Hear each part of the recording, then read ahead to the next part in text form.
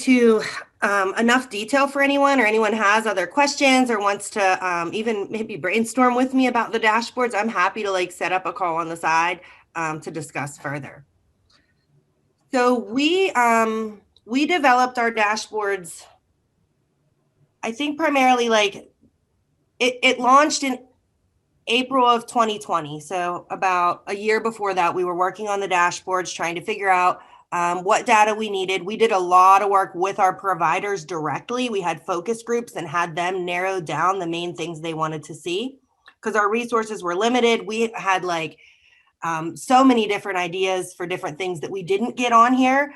But I think it is a good start, although there are some limitations to it. So, and another thing to mention before I dive in is we have a champions group in Allegheny County, and we've been working with them to kind of brainstorm different ways we can use the data. Because now that we have it, like, what are we doing with it to really inform system change? And I think we have a lot of really great uses that people are actually implementing around like caseload management, compliance, that direct like supervision relationship and within their teams. But when we're thinking like systematically, I want to get to more ideas of how we could use the data. So if you all have any thoughts or ideas as I go through it, please feel free to share. I'd be more than happy to take any down and then, potentially use them for future meetings or things like that. Okay. So this is our dashboard, and it has 3 screens. Can everyone see my screen? We good? Okay. Yep. Compliance, caseload management, and strengths and needs. And really to define them, they are just what they say. I'll go through each of them fairly quickly. I don't want to take too much time. And other thing to mention is this dashboard is just for our CANS and ANZA data. We don't have the FAST data in here at this point because of the universal assessment, and the FAST might look a lot different soon. So we didn't want to go and build that and then have things change up. So on the toolbar here on the side, these are all of our filters that we built in. And so me as a DHS employee, I can see everyone, but like provider would only be able to see their specific provider data. So you can filter down to the office, and I'm actually going to filter it to OBH just because I feel like it cleans it up a little bit when we're just looking at one office.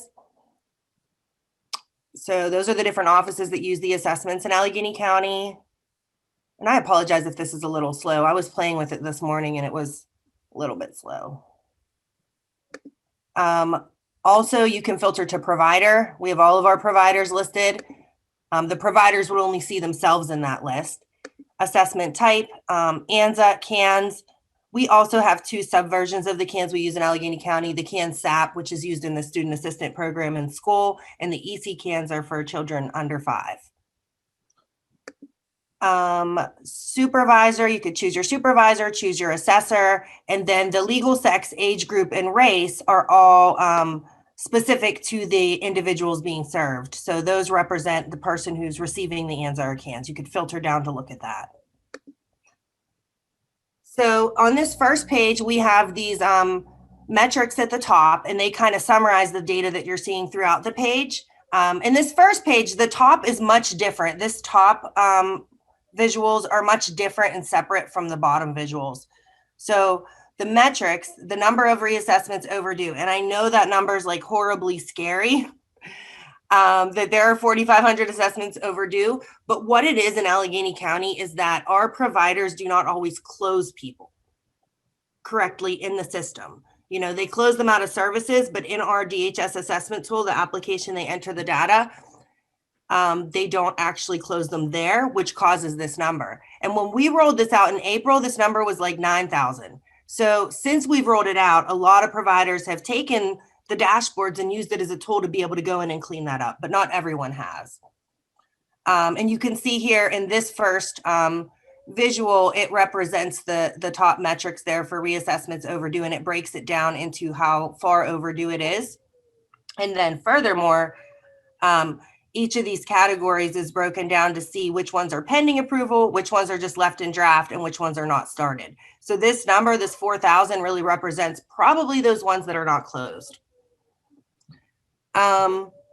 Another thing that I want to mention is these arrows up at the top all allow us to download the specific consumer level data. So when you click this, and I'm not going to show it because of HIPAA, you click this and then you can actually run an Excel document. And these ones we custom created to really be user friendly, that gives you information about each of these reassessments that are overdue.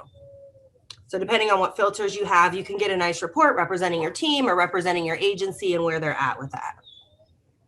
The next metric is reassessments due within 45 days. So this also, helps with compliance and just planning ahead.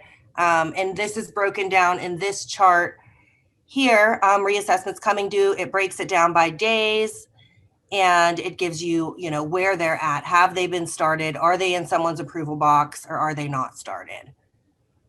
Next up here is the pending approval assessment. So that's just going to capture all of the assessments that are pending approval. So then you can figure out what supervisors are not approving assessments in a timely manner and prompt them to go in and clean those up as well. And then draft assessments. So the ones that have been started but not sent to the supervisor yet for approval. Any questions about this top piece? No, this is great. The story you just told also, the fact that in behavioral health we don't often discharge is like a big thing. I'm sure everyone else on this call who's done this can nod. And the fact that it usually starts, of course, as a burden. But what you talked about here and what I'm seeing, and I think is really important, is that showing the data and sharing it is actually getting behavioral health for the first time, literally the first time, I would argue, in the history of this field, that we are attending to, that person's just gone. It's, and groups are coming up with policies on it. I'm sure you have of how to do it. And once again, just sharing the information. And it really turns out cleaning up practically. Because I'm sorry, I do have a bit of a soapbox, but, managed care policies is, because I've only really worked in the managed care environment. I don't know from the pre-managed care. But managed care land has always wanted an agency to be on top of who's there and to share when it's closed, because that also impacts authorizations that they open up and close, which is a lot of what their job is. And so without the providers being on top of it, neither is the care company and neither is whoever's purchasing, the state or the government. And these implementations and these numbers, I really feel are helping sharpen something that's never been really sharp and is not as sharp in other places if we're not doing some kind of tracking of outcomes. Because wanting to know how things turn out is a big motivator to actually figuring out who's there. So anyway, I just want to comment on that. It's really interesting to hear you go from 9,000 to 4,000. Yeah, we were really pleased whenever we had a lot of our SCU directors and our SCU champions report on that they've used them to clean up their all the people who've been left open. We call it the provider involvement. So that's been a plus so far, but there's still a ways to go. And I think, in Allegheny County, we'll probably challenge them to maybe dig a little deeper, or those people who haven't done it yet to download their report. And I mean, I think one of the important things to remember is it is a clinical thing. It is not clear sometimes who is not coming back. Mm-hmm. And it's not just people, it's not people being lazy. There is a whole mojo to it that I think will lead to eventually a natural rate. I think it's lower than 4,000, but it'll probably be more than 10. And I just think that's a really interesting part of work that our field has never been able to do until you start outcomes monitoring. Absolutely. Yep. See, could you remind me again? So this dashboard is owned by DHS, and the providers who are entering it, they are working for DHS, or they're working for? Well, they're contracted to DHS. So Allegheny County's DHS is structured we have some programs that are completely internal. All of our CYF caseworkers are internally employed by DHS, but then we have a lot of providers who are just contracted to provide the services. And I've always worked really closely. I came from BH service coordination, and I've always worked really, really closely with them. So the data you're seeing represents those providers. I think there's 12 service coordination units. And some of them are huge and they have 90 service coordinators, and some of them are small and have 4. But that's our BH service coordination provider network. And we've always provided their trainings, coaching. We do service planning with them. We do a lot of different things with that program. Okay. And then Health Choices reimburses them, or is it? Yeah, well, we have CCBH here, and they, they all of their funding, their authorization. So we've been partnering with CCBH kind of for the first time in a long time on trying to streamline. This is another project. I'm going off a little bit, but trying to streamline our CANs and ANZA to their requirements. Like, how do we meet in the middle? Because we've been hearing from the SCUs for years, can you please put more things on the ANZA and CANs that would reduce the redundancy of the things CCBH are asking for? So, like tobacco use, what else? Various different traumas, height, weight, BMI, things like that that aren't really rated traditionally in CANs and ANZA, but we're trying to get them on there. Right, right. But yeah, their authorizations go through there, and CCBH does require that there is a CANs or ANZA completed to get the authorization for billing. And that's for all the services or just for certain ones? I can only speak for service coordination. That's the only BH service that is going. Okay. That's coming together now. Okay. Thank you. The other programs are other offices like aging, CYF, things like that. So, all right. So the bottom piece is a little bit different because it's looking at where we are at as far as completed assessments between this time frame. So the top is looking at as of today. What would be yesterday, because our dashboards refresh every night overnight. So the top that I just went over, that is as of today. The bottom is looking at how many assessments were completed between this time frame, and this you can filter to any date, any time frame you want here. So supervisors can look at their staff and see what they've completed as far as initials, what reassessments they've completed, and then look at, you know, were they on time? Were they late? Where are my staff at with that? And then additionally, over here, this graphic, and there are staff names on here, those aren't consumer names. It tells us how many assessments they completed specifically within that time frame, the percent of the total completed assessments. So you could see who's doing, you know, more versus less on my team.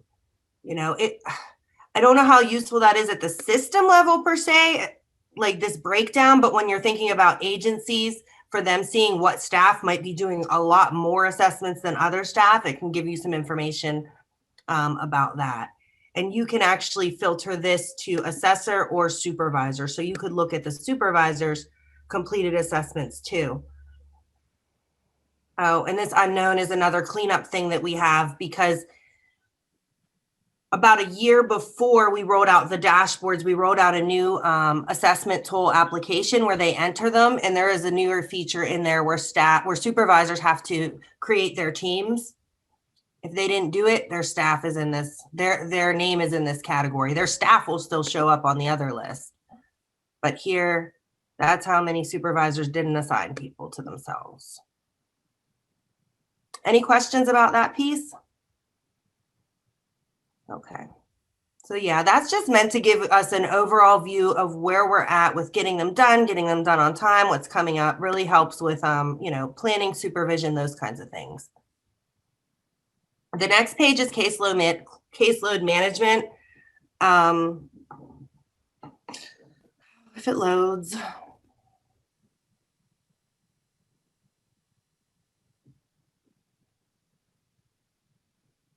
And I think caseload management or compliance, they're both really good tools for supervisors. They're really strong in those areas. But this one, what it does is it starts out by breaking down the types of assessments that were completed, the age groups, the legal sex, the race. So the top is really about demographics. So when you have this filtered down to an individual service coordinator or a supervisor, you could really see the breakdown of their specific, the demographics that they are serving. And then down here, circumstances. At the beginning of our assessments, we kind of have a little checklist called current situation. And these aren't items that are rated, but they are areas where they can indicate, is the individual employed or unemployed? Are they using tobacco products or not?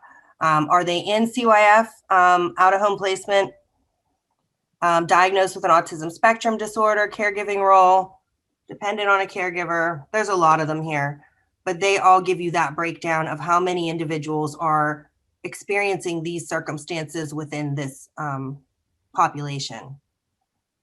Now, caseload intensity is kind of interesting. What we did here is we wanted the supervisors to have a tool to look at and see whose assessments are more intense, who has assessments with more needs indicated than others, so that they could manage and assign cases more effectively. So what this does is it's the total count of needs on all of their assessments.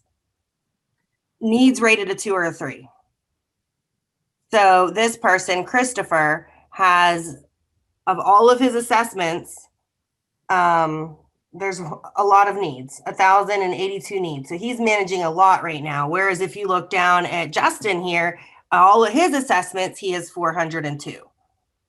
So it gives you an idea of how intense the areas they're trying to address are with the populations they're serving. And that doesn't give us a ton of specific information, but it might let a supervisor know, like, okay, I'm not assigning, I can do better at assigning caseloads based on intensity rather than just numbers.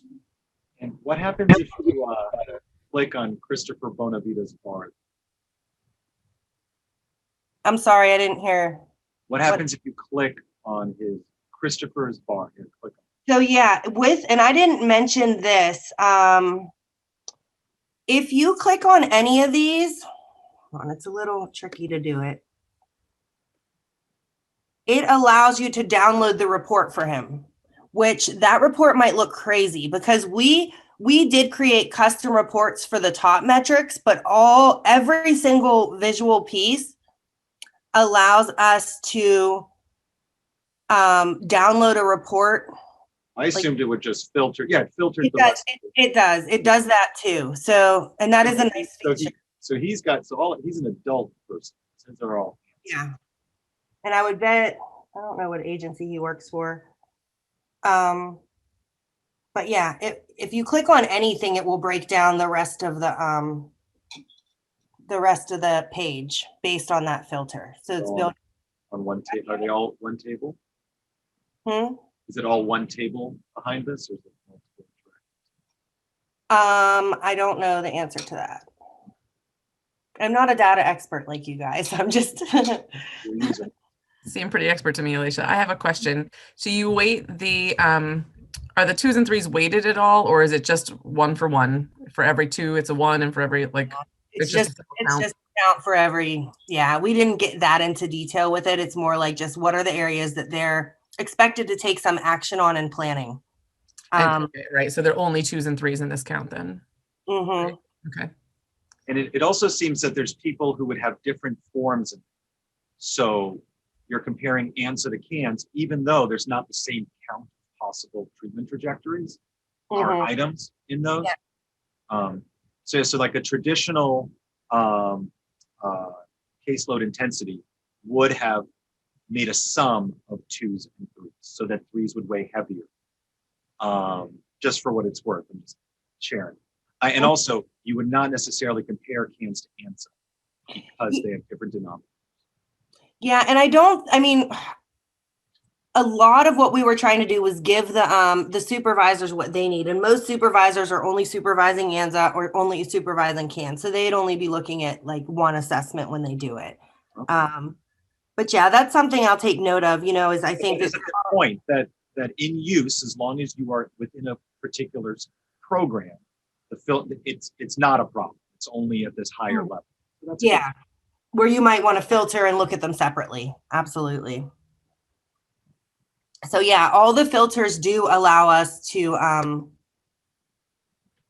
filter the rest of I don't know if this will work or if I have to unclick Chris first. Well, they should probably both work. We're going to get his cases that are African-American. Mm-hmm. We're going to see, I'm interested to see the circumstances. Yeah.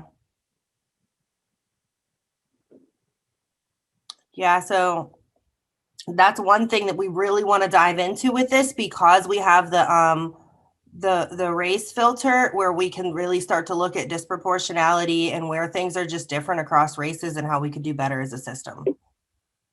One of the things we also found with this is there are a lot of people who choose the option unable to determine. So that's kind of a concern for us. Like, why are people not asking the question or understanding what someone's identified race is, and how could we do better at that in supporting the workforce?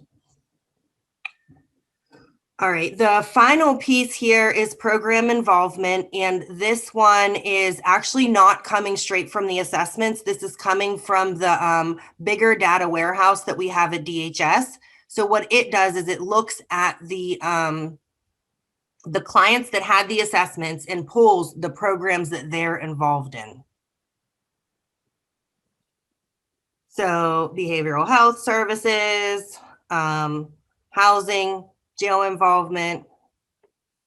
And for all of these, you can download a report to get the specific information about the actual people. I'm not going to do that today. And a lot of these reports are really difficult for like a non-data expert to utilize effectively, because they're complicated. All right. Any questions about this page before I show us the last one, strengths and needs? And I think that this is my favorite page. I think it is super exciting to even have this data. But this is also the place where we want to do more work around how we can use this to inform system change. And this was where I was trying to do a pre and post COVID mini analysis, and I was struggling with it because, well, there's a couple reasons. It's just not as easy to do it with this dashboard as I wanted it to be, to look at two different points in time like that.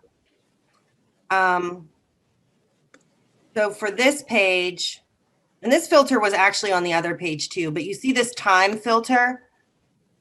So we weren't able to pull it down by a selected time frame, so it had to go by months, which seems weird, and it is weird. But like, you could pick any month up from September 2019 until today. And that was when we launched the new assessment. So that's how far back our new data goes. That's like to the extent of doing a point in time comparison. But I would really like to get something built in here that does a better job with that.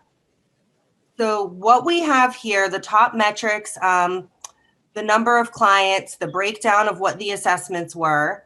Then we have the median number of strengths, median number of needs, and median number of explorers.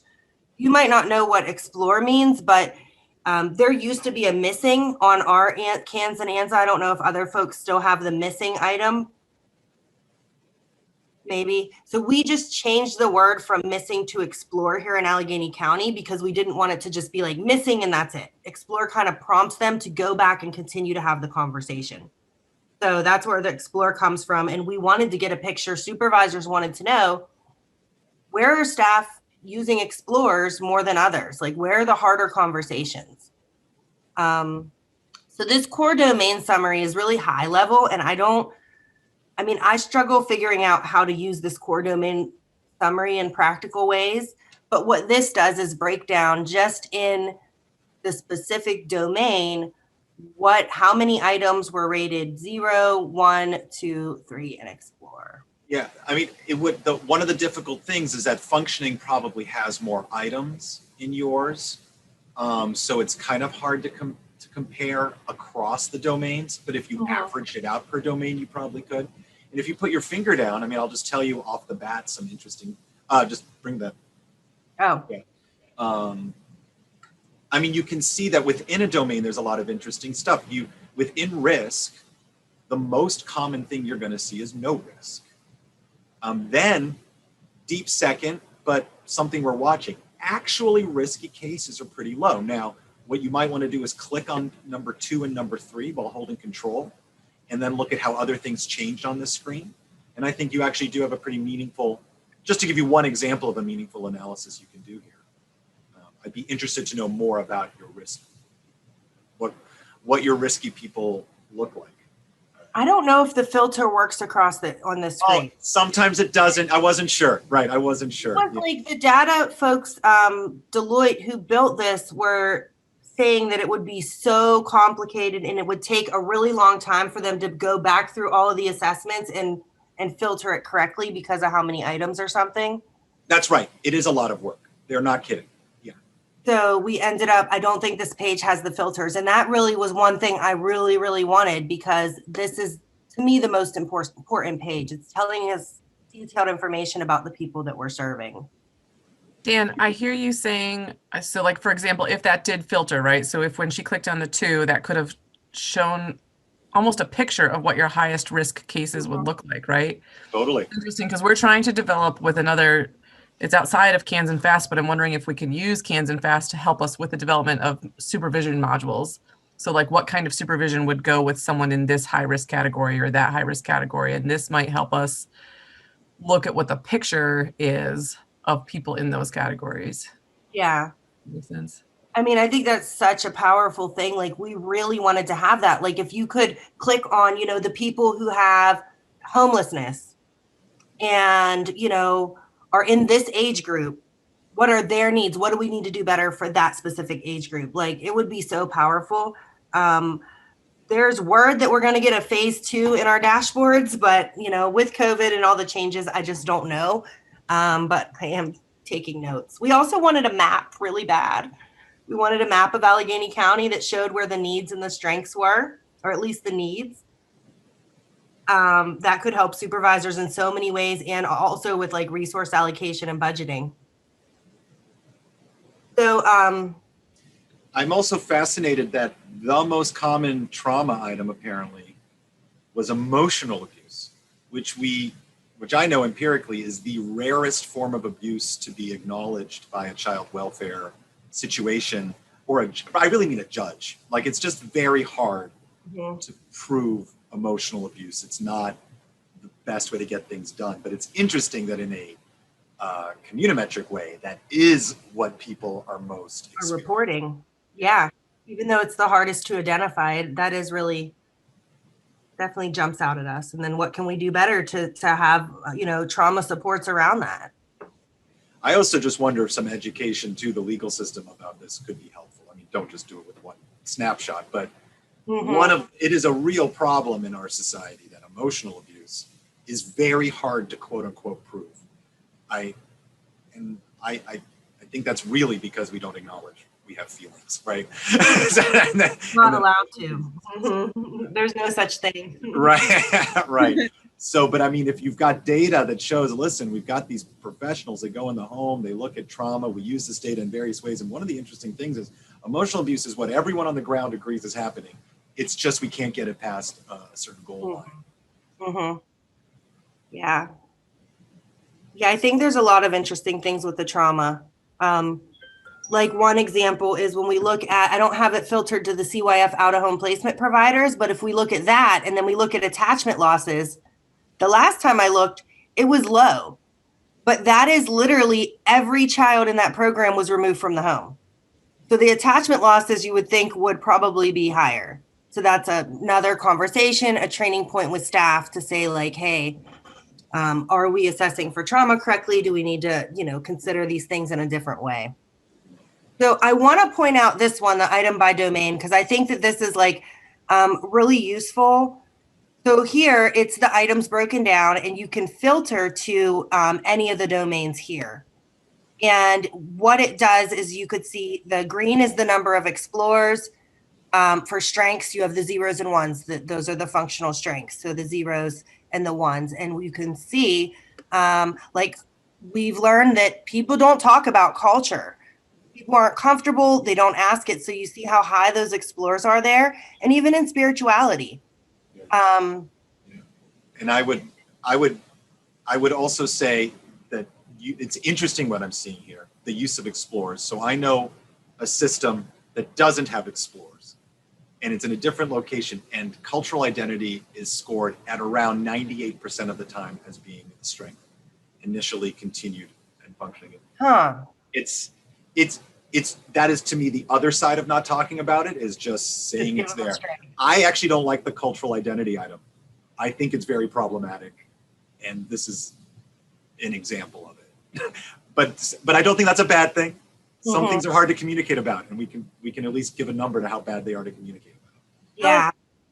What CAN's version is being used here? Is it the 2016 standard, or? No, Allegheny County has its own version that we created in 2019. Okay. It's specific to Allegheny County. We did a lot of work on listening to really staff and looking at some of the data and reports and figuring out like what was never rated and what it's shorter. We have 49 items on the CANs total and a lot of extension modules. So it became shorter, but now if there is a need identified, that, we're still going to prompt to ask these other questions. We also like to think that it's like a lot more conversational because it's shorter. It kind of, and we created other resources and tools to go with it. So yeah, there are 10 strengths items total. And the other thing we did was we worked really hard to make the CANs and the ANZA as consistent as possible. There's still some differences, of course, but we made every item that like meant the same thing but was labeled differently the same item, so that there was consistency in the data, consistency in just the language around it. So let me go to life functioning real quick and show you these. I feel like I'm probably way over my time. These are interesting too. So we added sexual orientation and identity and gender identity and expression. And we do a little bit of training around them in our CANs, but it's obviously not enough. People still are not having the conversations or, even trying to assess around this, like the explorers are absolutely the highest there. And then cultural considerations, which all three of those items. I just can't help but think that that's accurate, though. I mean, as we keep adding letters to LGBTQ, it is a process, not a destination. And I'm not sure how it would be actionable. Well, so they're like the core items, but both of them have extension modules, and they get into things like, do you have enough supports? Do you have like validating a validating team? Do you have peers? Like, I don't remember all of the items off the top of my head right now, but it gets into a lot of the things that could be actionable if someone did identify as LGBTQ and also identified that they are experiencing some type of stressor in their life as a result of, probably not a result of identifying as it, but a result of the outside world either not supporting them effectively or not accepting them.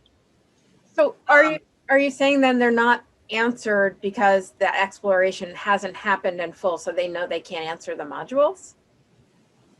Probably. I mean, either people are just avoiding it completely, or they're not there at that point in the relationship to bring it up and have that conversation. Or, I mean, see, the difference between explore and zero would be like if you've had the conversation and the person's identified like, no, I don't have any needs around that area, then it would be a zero. And I think probably a lot of people who would be zeros, like SCs, just don't ask, which might have some assumption behind it too. They're just like assuming this person doesn't have any needs here because of how they're presenting or what they look like or something like that. I don't know. But it's obviously an area that we want to dig deeper into in Allegheny County, work on providing some better training and resources, or we have trainings developed, making sure the right people get them. And are most of the folks that are doing the assessing, are they bachelor's level, master's level, mix? I think bachelor's required, but yeah, a lot of people do have masters who are SC, so probably mixed. And I just would add that there was a training that was rolled out to provider staff on SOGI that preceded the introduction of this item to the assessment. So that was an important consideration. Obviously, a training can only do so much, but I know that was an important part of the process of including this on our assessments. And we also piloted utilizing the item with a small subset of providers. Took a lot of feedback about the challenges of, just conversations around SOGI and things like that. Because I think what was really important is that preceding, sort of like the intentional inclusion of needs related to SOGI on our assessment was we were seeing kids who were moving through the system and they're just experiencing a lot of negative outcomes because the necessary supports or needed supports related to their SOGI in one way or another just weren't being recognized or were flat out being, in some cases denied. So it was sort of part of an effort to really intentionally and head on make sure that we're normalizing needs related to people's sexual orientation and gender identity. But yeah, I mean, I think a lot of the questions are getting at the implications of the challenges related to this, around, skill level around assessing for things like SOGI, the stigma attached with those conversations, things like that. And Dan, you, I think at the outset of this conversation, named one, sort of one issue there, which is that, while the item, is sort of represented here as sexual orientation identity, that does not imply that what's being assessed here is that someone's sexual orientation being something other than straight equals a need, for example. That is not what's being captured on the assessment, or that a gender identity other than cis equals a need. So if that makes sense. Is it being counted on the caseload management count of needs? It's a 2? Yeah, it would be. So it is. It's impacting your total score in various ways. Well, it's really, I think what Joe's trying to say is like the way that it's trained to score it. Someone shouldn't score this a 2 if someone's not straight. It would only be scored a 2 if someone's not straight, but they say, I really feel so alone. My family kicked me out. And I'm really struggling with how I come out to my friends. So then there's needs associated with that is impacting them. So how do we provide them with the supports and resources to support them there? It's not like you're not straight or you're not cis, so it's obviously a problem. And that's why I think the training is so critical, that we really talk to staff about that and have them educated. And we do. We have created videos. Joe mentioned like it was a shorter, smaller training around SOGI that was done. But seeing this data makes me think like we need to continue that conversation with staff. But the other hand, and I think it mirrors trauma, is that if you have people who are new working with the SC, they just might not be comfortable telling the SC certain things. That relationship takes time to develop. So it might be that these assessments that we're looking at, are representing a lot of initial assessments. Whereas, down the line, we might see those explorers go down for the people who have been working with their SC for some time. I don't know if that makes sense. But this data here, like we have figured out that, supervisors find this really useful in helping to educate their staff around, where they might need more resources because they have a ton of needs in these areas, or where they might need more training because they're seeing a lot of explorers around certain things for certain staff, things like that, trends. And I'm definitely getting convinced, and I believed otherwise before, but I think explore is a good category. And I used to be against it. I was about 0, 1, 2, or 3. If you don't know it, it's a 0. And I've now just seen enough of explore analyses that I find are meaningful, like this one. Yeah. That, I've changed my mind on that. And I'm not Our CANS implementations still don't use it. Our app doesn't have that. I'm like, it's a big deal to adjust, but those groups that got started with it, I think there's a lot that data is showing. So you don't have a missing on yours? It's just 0, 1, 2, 3. 0, 1, 2, or 3, which makes I'm always mathy, right? So that makes my denominator easier to work with. Mm-hmm. My data guy's happier. He doesn't have holes. It's really actually a mathematical nightmare. And I mean, if someone wanted to start attacking your data because of the explores, there's all sorts of stuff they can do. That being said, if you're just using it intelligently, which is what's going on, you are like, there's also this other status that I didn't feel comfortable coming to a conclusion. And look, it's meaningful. You can see it's higher in these particularly touchy situations. And I can differentiate that from really, I felt there was nothing to do. It's meaningful. It is meaningful, but it's mathematically a bear, because you should really pull out explores in a different way than zeros in the caseload management stuff. Yeah. Yeah. It's definitely been challenging, like really trying to differentiate, like in training and things, like, explore versus zero. Like some people are like, aren't they the same thing? Like no evidence in explore, you still have no evidence whenever you're exploring, or vice versa. Yeah. So they could be looked at the same, but the practical use, I think, is that an individual staff can print out their summary report and see that there are these areas that I still need to go talk to this individual about. These are the areas that I haven't assessed yet, and I want to, so that I can really create that comprehensive plan. So I think, besides the data, there's like practicality in the actual, the individual use. Yeah, I like that you created a system that can be used by your users. And I think that's what it comes down to, is you create a system that makes the most sense for your users. And obviously you can still collapse the data and put the explorers and the zeros together if you ever needed to. Yeah. Get the same thing that other people have. Mm-hmm. Absolutely. Yeah. I have to run and get my kids lunch before my next meeting. I can leave this up so people can keep going, but I have to go. This was great. Thank you so much for sharing, Alicia. You're welcome. I'm just going to put this up, and I just got to run. Bye, Dan. Thank you. See you, Dan. Well, I mean, I'm basically done going through this. I took way more time than I was supposed to, but I'm glad we got to have some of the conversations. Does anyone have any other feedback or ideas or thoughts or even concerns?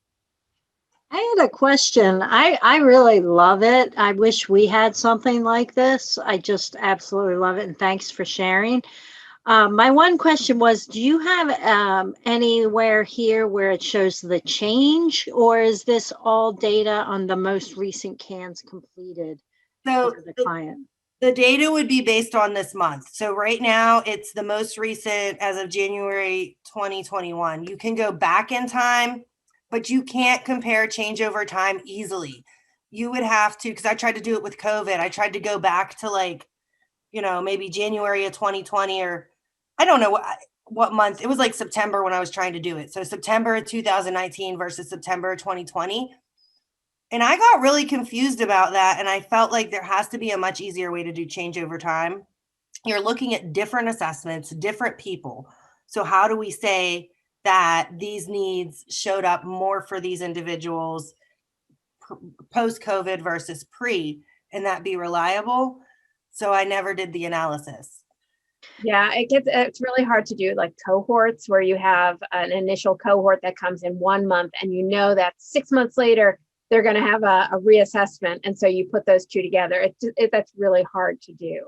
Yeah. But Alicia, am I correct that if we wanted to do a change over time for, say, a program and look at the level of needs represented for a particular program in January and then again in June or something like that, that we could see how things have changed for this? It would just be at the CANs level rather at the client level, right?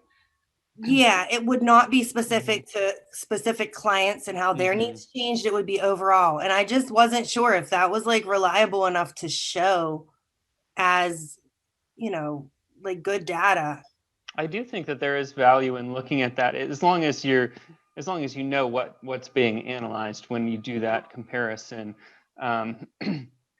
And I think that, especially for, I just think as long as it's understood that you're not looking at a specific cohort of clients, like Barb, you said there, that's still helpful information. It's like saying, let's look at what the picture of the population we serve looks like over time. Like, how does the picture of our population served changing, over the years or over the months or whatever? Can you pull multiple months at one time? No, Oh, you can't do that either. Oh, not with this stat. I don't think. That is one thing. So we have a list of change requests that we want. It's a long list because the providers keep asking for things, and we're like, maybe we can get it in a change request, which is like our process for improving, or maybe we can do it in the phase 2. But yeah, you can't multi-select in it, unfortunately. And yeah, the data folks, the developers had like a lot of reasons why we had to do it this way. yeah. And it had to do with like having to calculate all the needs and all the assessments and pull them every single time you change a filter, and that it would take a really long time for the page to load. It's the architecture behind it. Yeah. Okay.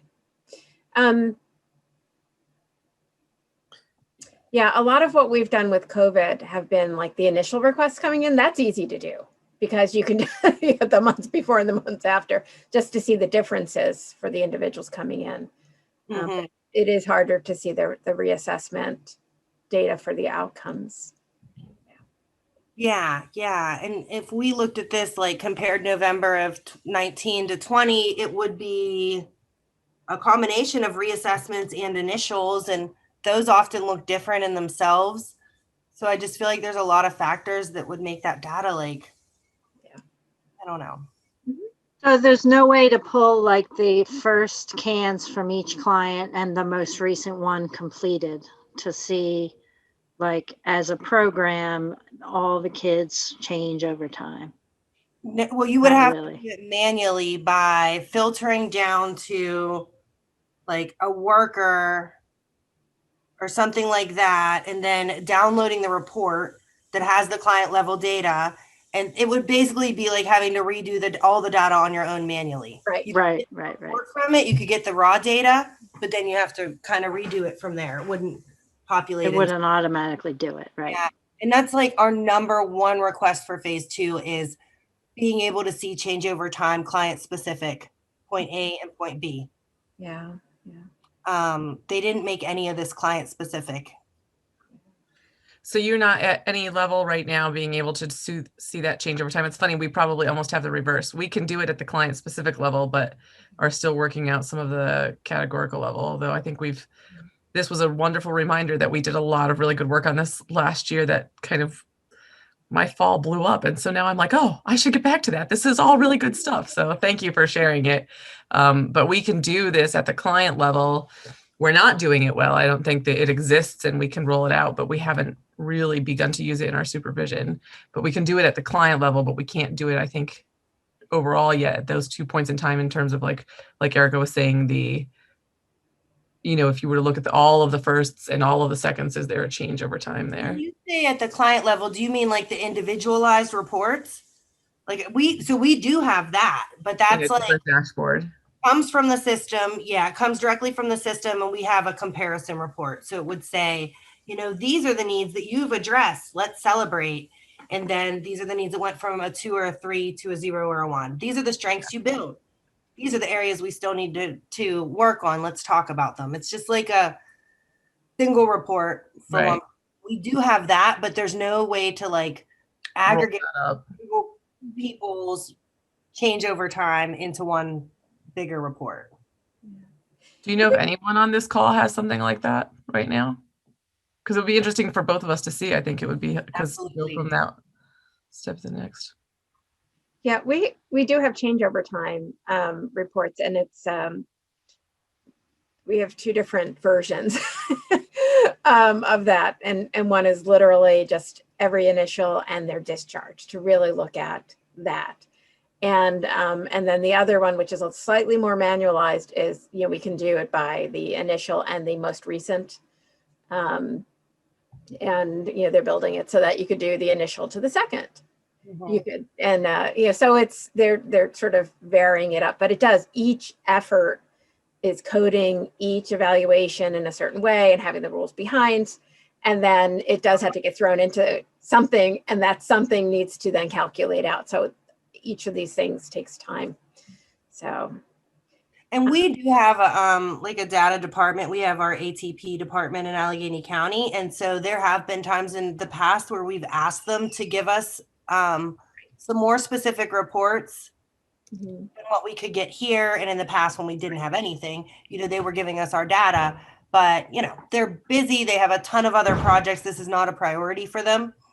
We're really hoping that the more that we can get them to like see and be exposed to the dashboards, that they can maybe start to use this in some of their, you know, bigger systemic planning that's maybe not just, you know, about the service coordination units, but looking at the whole population, looking at the whole system. Like I think a good like sample for that. Hey, I have to go also because I do see it's a minute for my next call, but this has been really wonderful. And I think this fills the gap between, you know, what do individuals need to know to really, as you pointed out, get them excited here. So good. Good. Thank you. Okay, thank you all. See you next month. Yeah, thanks, Alicia. That was really helpful. Yeah.